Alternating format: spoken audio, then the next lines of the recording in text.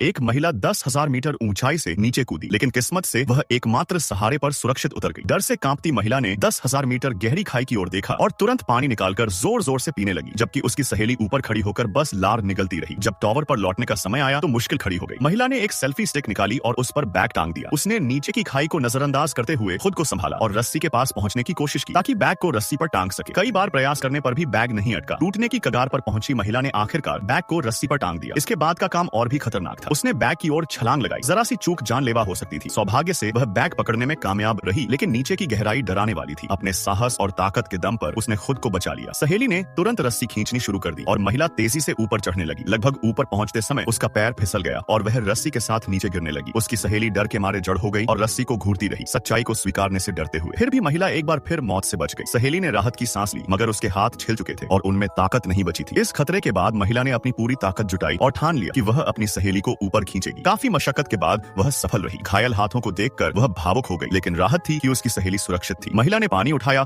और बड़े घूंट भरकर पिया, और जब सहेली को दिया तो उसने मना कर दिया। महिला ने ध्यान नहीं दिया। फिर दोनों ने बैग से कागज और पेन निकाला, एक मदद का संदेश लिखा और उसे ड्रोन होटल भेजा। लेकिन किस्मत ने साथ नहीं दिया। ड्रोन को एक ट्रक ने टक्कर मार दी और ड्राइवर डरकर ड्रोन से दूर रहा। बचाव का मौका हाथ से निकल गया। महिला ने जीवन से उम्मीद खो दी और मौत को पास आते महसूस किया। तभी उसने सहेली के चेहरे को बिगड़ता देखा। असल में जब बैग पकड़ा गया था तभी उसकी सहेली मर चुकी थी। इस सच्चाई को बर्दाश्त न कर पाने पर महिला जोर जोर से रोने लगी। फिर खुद को संभालकर उसने जीने का फैसला किया। जब उसने देखा कि गिद्ध उसकी सहेली की लाश नोच रहे हैं तो उसके मन में एक भयावह विचार आया। वह शव के पास पहुंची, मोबाइल उठाया और उसे जूते में रखा। इस बार उसने जूता सीधे नहीं फेंका, बल्कि जूता शव के भीतर रखा और फिर शव को नीचे धकेल दिया। जैसे ही शव सुरक्षित जमीन पर गिरा, मदद का संदेश भी भेज दिया गया। अंततः महिला बच गई। फिल्म यहीं समाप्त होती है।